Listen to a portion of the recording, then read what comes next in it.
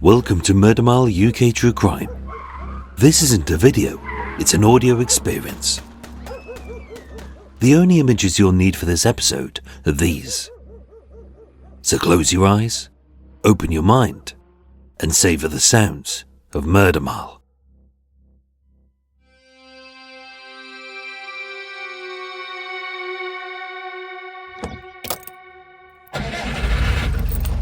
Welcome to Murder Mile Unleashed. And I'm away! Goodbye London, hello Britain.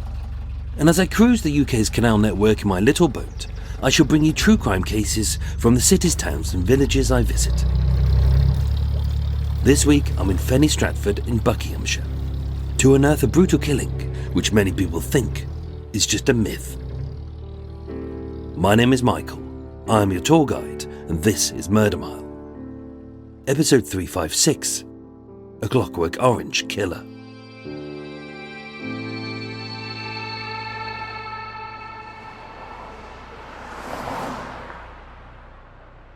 Wednesday the 4th of April 1973 at 11 p.m. As the last dregs of drunks were booted out of the bar at the Swan Hotel on Watling Street, a gang of lads, all in their teens, with one noticeably smaller and younger, giggled about the latest hot topic. The controversial dystopian satire, A Clockwork Orange. Released 15 months before in London, this ex-certificate film billed as the adventures of a young man whose pursuits are rape, Beethoven and ultraviolence, was on national release. But its screenings were being restricted and even banned in different counties for fear of public disorder. On Sunday the 1st, 3 days before, the gang had seen it at the 900-seater studio cinema in Bletchley, not realising that a copycat killing that night would play its part in the film being banned in Britain for the next 30 years. Having sank 3.5 pints at the Swan, where he'd ponced several ciggies, had hectored those queuing at the chip shop for some spare change, 60-year-old homeless man David McManus from Belfast sat on the porch of St Martin's Church, where he regularly slept, swigging on 2 bottles of lemonade and munching on a pasty and chips. By all accounts, he was no bother to anyone.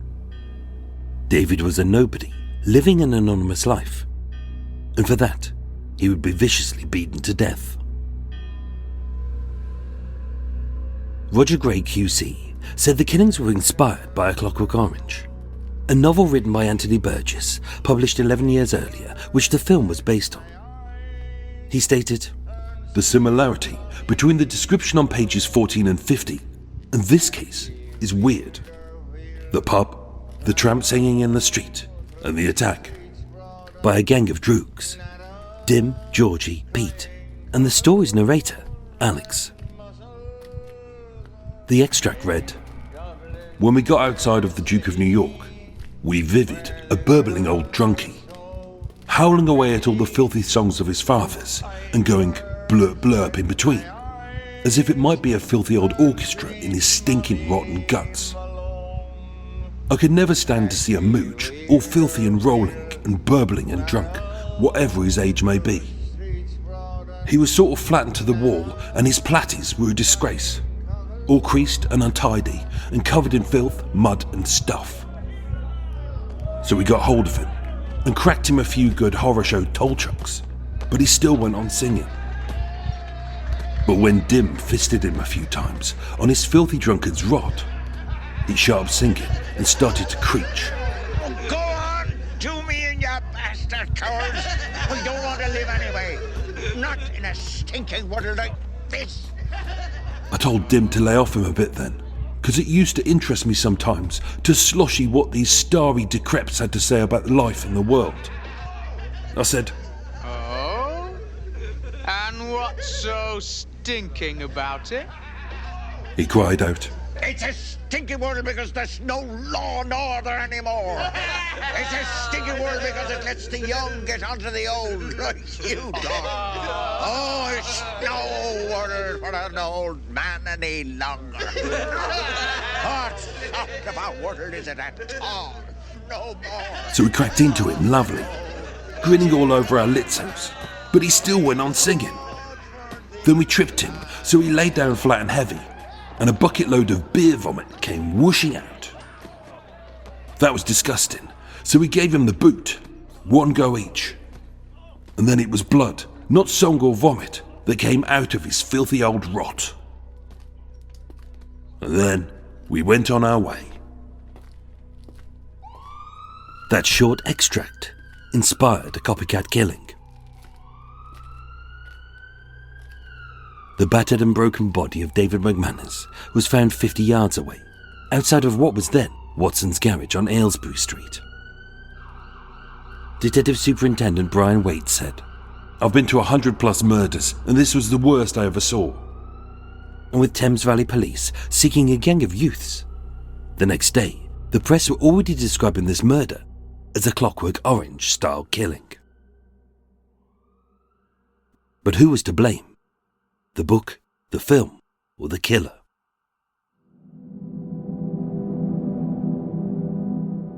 Born in 1917, Anthony Burgess was raised during the Great Depression. His mother died that year in the influenza pandemic, and raised by his father and stepmother in Manchester's Moss Side, where he was often beat up by gangs of feral youths. His tragic life was reflected in his work, especially during the blackout of 1943, when his pregnant wife, Luella, was gang-raped by 4 drunken American deserters, a trauma he recreated in his book Beard's Roman Women, and infamously in A Clockwork Orange. Post-war, he worked as a teacher of speech and drama in Wolverhampton, Birmingham and Banbury, but returned to England in the late 50s from stints in Malaya. He suddenly found himself in a climate of juvenile delinquency, an unfamiliar subculture of rebellious teddy boys, where identically suited and booted youths would aimlessly hang about in coffee bars, full of drink, drugs, music and knives. Those who've never read it assume that A Clockwork Orange is just a violent story crammed full of intentionally shocking scenes.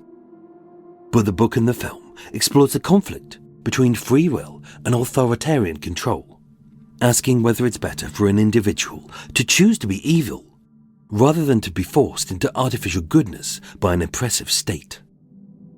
Part 1 shows Alex's ultraviolence. Part 2 shows his imprisonment and enforced re-education. And Part 3 is the success and failure of his redemption. Written over 3 weeks at his home in Hove, reaction to the novel was mixed. The Sunday Telegraph called it entertaining, even profound.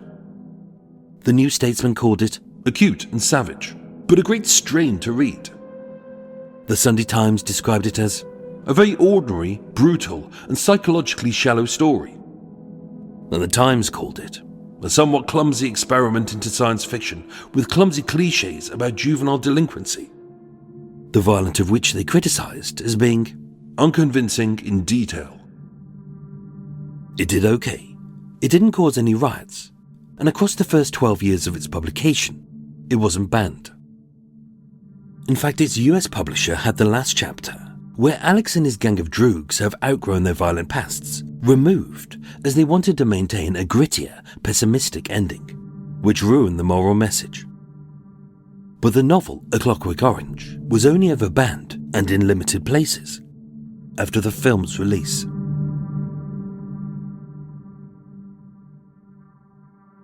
So was anyone inspired by the book to commit rapes, assaults, or murders?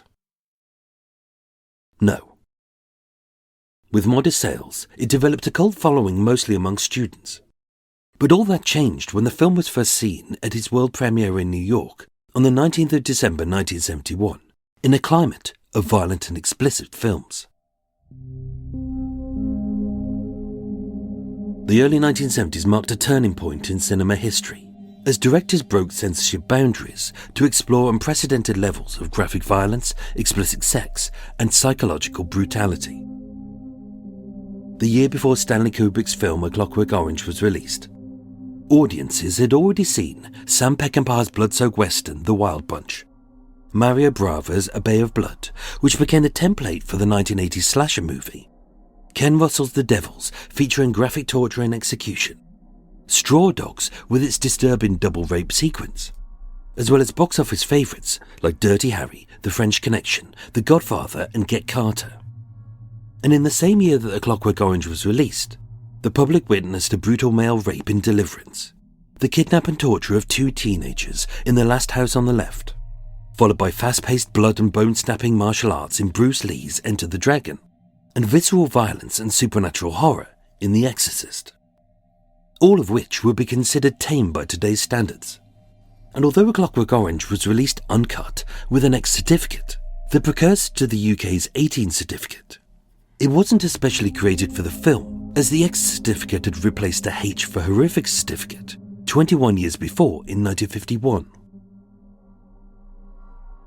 In an interview, the director Stanley Kubrick had described the film as a running lecture on free will, and said his intention was to get people thinking about whether behavioural psychology and conditioning could be weaponised by the governments to turn citizens into compliant robots.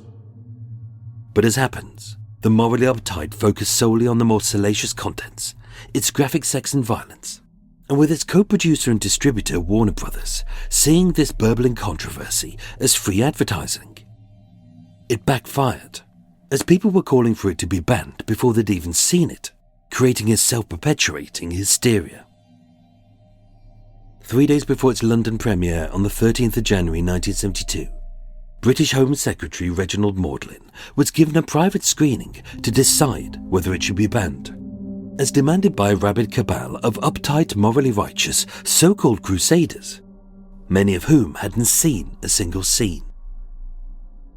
1 year later, with no riots or deaths attributed to the film, it was released nationally. And with each local authority having the right to deny a certificate to any film it disapproved of, A Clockwork Orange could be screened in one town and banned in the next. It was banned in Ashford, Blackpool, Dorking, Hastings, Leeds, Reigate, and although the Evening Standard stated, in Derby, it has already been and gone without corruption or depravity, the neighbouring city of Nottingham asserted its own censorship. As for Bletchley, the neighbouring town to Fenny Stratford, where homeless man David McManus was later murdered in a copycat killing, Charles Leith, the manager of the studio cinema, stated, "We have rules to make sure that under 18s don't see these films, but you can't ask everyone for their birth certificate." Yet by then, the hysteria had reached fever pitch. Several crimes were blamed on the film. In May 1973, 18-year-old James Pinching went on a crime spree in Norwich, dressed in a boiler suit, braces, boots, and eye makeup with a 3-foot-long cane similar to Alex, the lead droog from the film. He stole 4 shirts, a post office book, got £8 by deception, and smashed a shop window. It wasn't an act depicted in the film with a book, but it was said that this young scrote had been influenced. In March 1973, the Somerset Senior Professional Cup match ended in chaos when several youths who were dressed like droogs hurled cans, stones and bricks, hospitalising 9 people. 6 were convicted of causing an affray. But wasn't this just bog-standard football hooliganism, as yobs will be yobs? In July 1974 in Runcorn, 2 gangs of youths engaged in a street brawl with sticks and koshes. Witnesses described it as like something from A Clockwork Orange, only none of the gang mentioned the film. The same happened in Bolton when a gang of 30-plus youths were arrested on a train with an assortment of weapons. Detectives said, "One theory is that they were influenced by A Clockwork Orange, which was on its 3rd week in Bolton cinemas."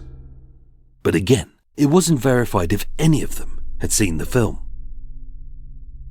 In May 1973, the body of Frank Bolton was found battered about the face in Newton-le-Willows.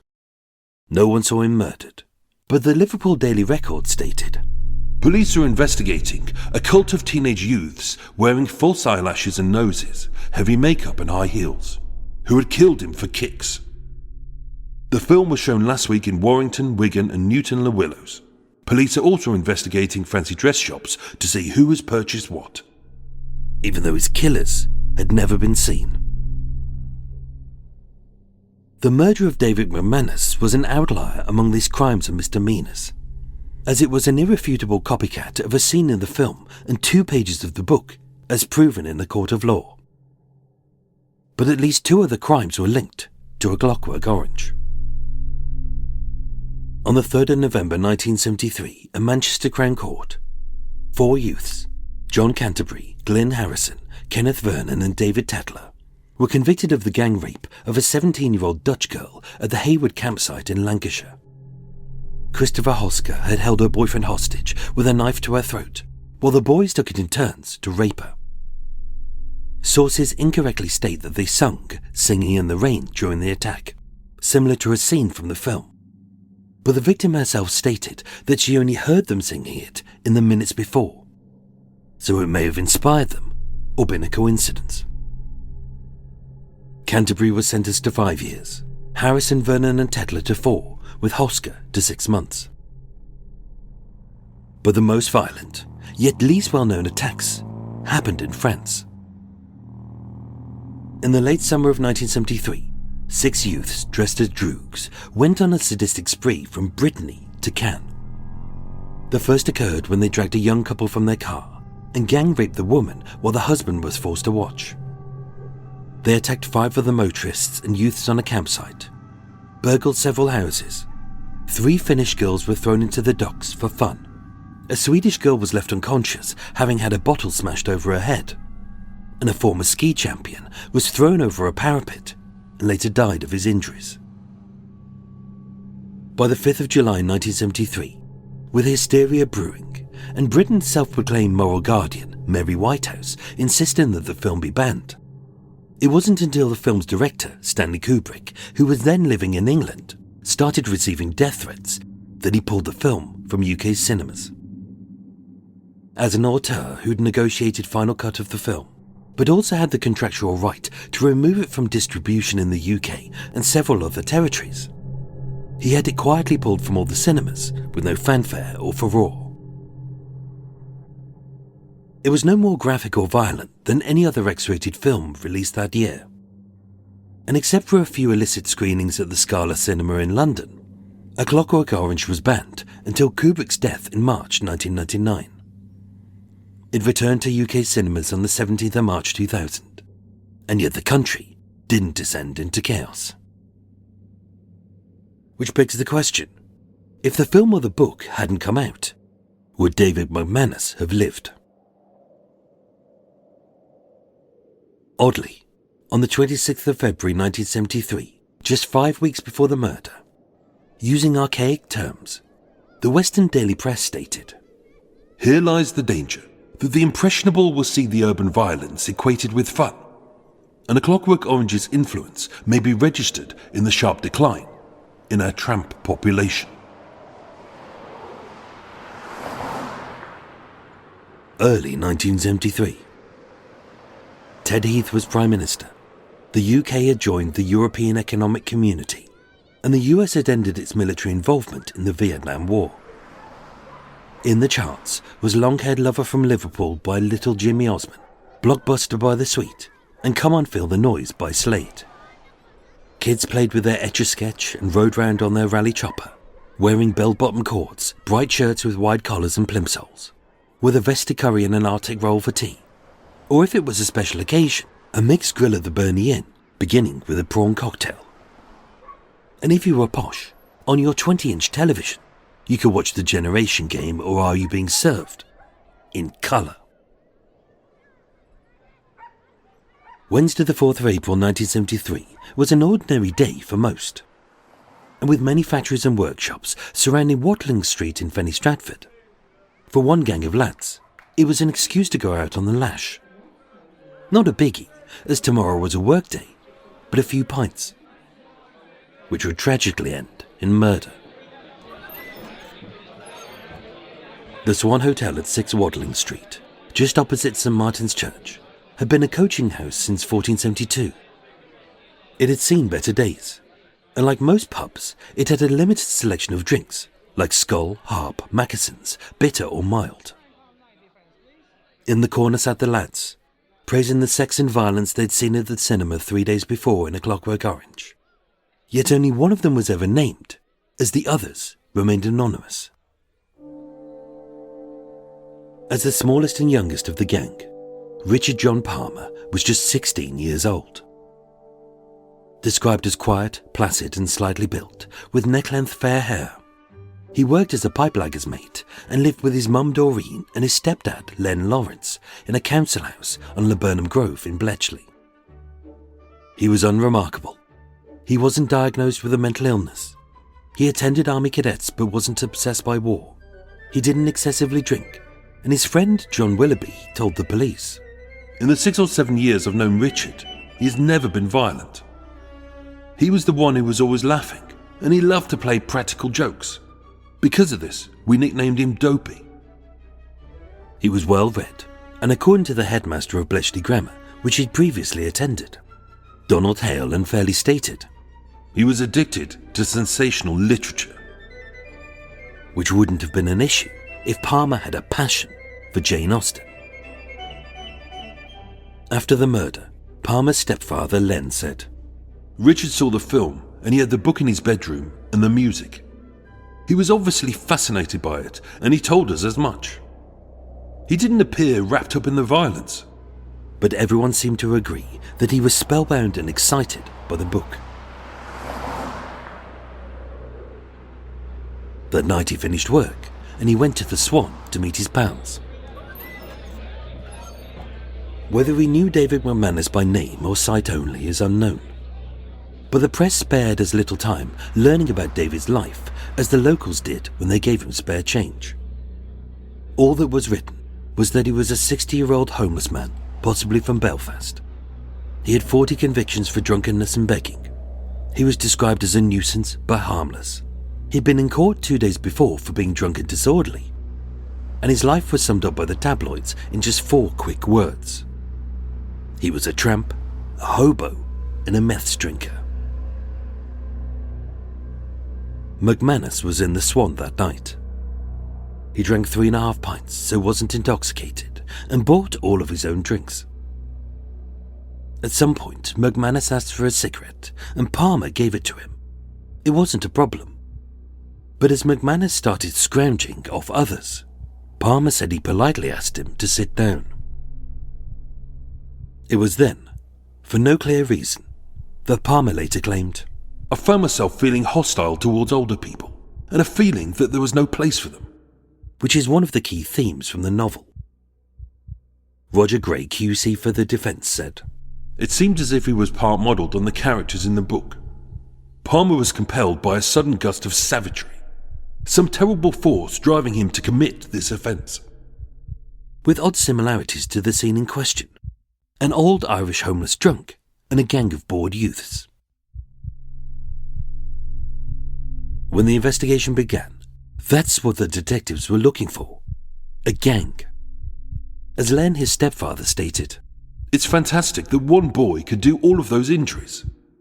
I can't believe that anyone could be capable of such a thing, especially alone. Others might be involved, and Richard could be shielding someone. At home he always behaved himself, though he always tried to keep up with his mates.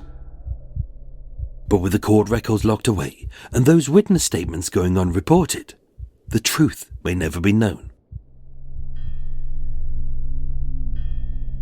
As Roger Gray QC stated, The similarity between the description on pages 14 and 15 of the book and this case is weird.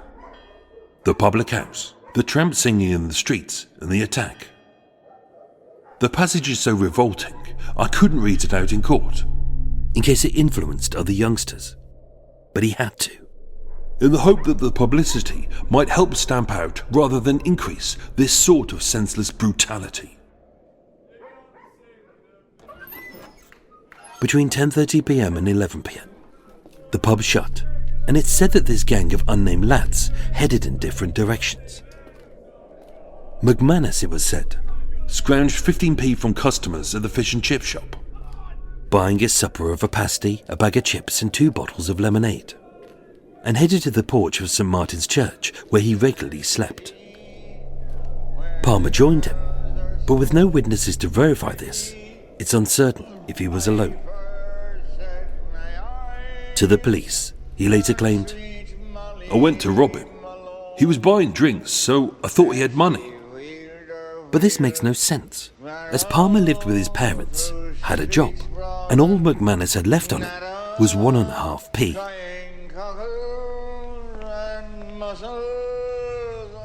One thing I could never stand was to see a filthy, dirty old drunkie howling away at the filthy songs of his fathers and going blurp blurp in between, as it might be a filthy old orchestra in his stinking rotten guts.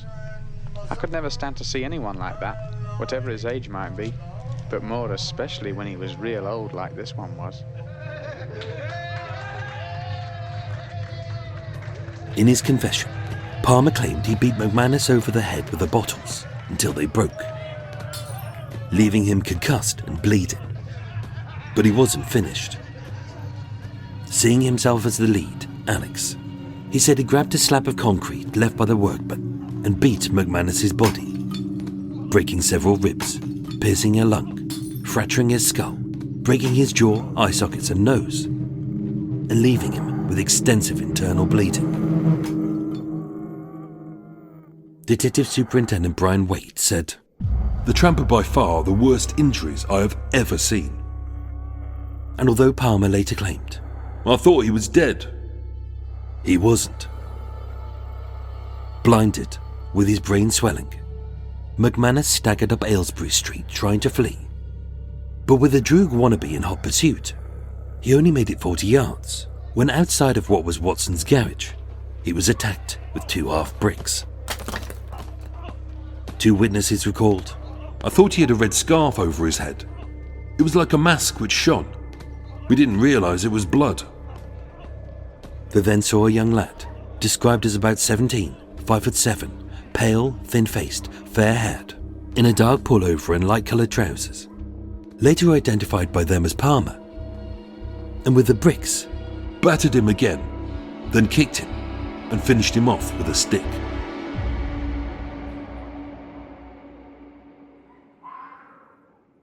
But Palmer didn't run.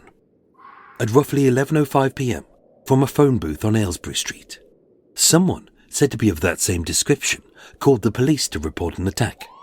They gave an address, but left the receiver hanging. Moments later, the police and an ambulance arrived, but McManus was already dead. Having thrown the 3 half pennies he'd stolen from the homeless man away in disgust, Palmer cycled home. His mum, Doreen, said, "I can't get over how calm my Richard was when he walked into the house that night. He got a glass of water and went to bed. The next morning, he put the same clothes on. I didn't see any bloodstains. He then went out." And having been identified by several witnesses, just 17 hours later, police arrested him at work, astounded that they weren't here to arrest a gang. As he admitted, "There's no one else, just me." A small, mild-mannered and well-read 16-year-old boy. Palmer admitted, "I kept thinking about the old boy as I made up some lagging compound. It was like a scene from the film. We were only talking about it the night before, about beating up an old boy like this one." To assess if he was mentally competent to stand trial, Dr. Leslie Ford, a consultant psychiatrist for the defence, said, "Palmer was not suffering from a mental disease, and he was not drunk or taking drugs." So who was to blame? The book, the film, or the killer?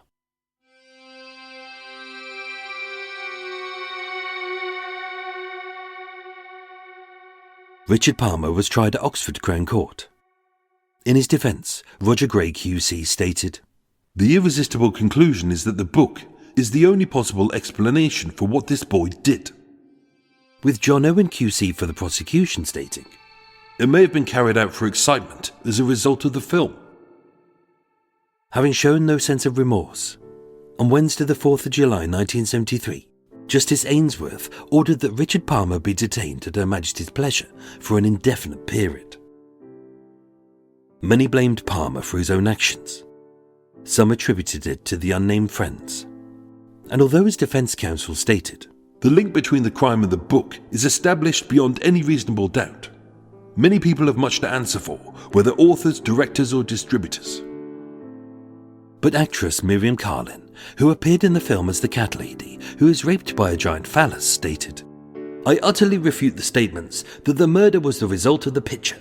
Any normal human being who had no evil intent and no wild desires is not going to be influenced by this film." With Warner Brothers stating, "This 16-year-old boy should never have seen it. It was an X certificate." And Anthony Burgess, the author, reacted to rabid calls for his book to also be banned, stating, "If you ban my book, you've got to ban the Old Testament too." He said, all while writing a book about Napoleon, "And I suppose someone will one day get around to blaming me for his massacres, just because I'm writing about them." 53 years after its release, the film A Clockwork Orange remains controversial, and by default, so is the book. On the 6th of July 2001, it was first broadcast on British television via Sky Box Office, and 1 year later, publicly on Channel 4. In 2005, it briefly became a buzzword for gang attacks when David Morley, a survivor of the Soho bombing, was killed by Yobs. And at least twice, two other killers in 1990 and 2003 were dubbed the Clockwork Orange Killer, having supposedly been influenced by the film. As of today, 69-year-old Richard Palmer is no longer in prison and is said to have lived a good life.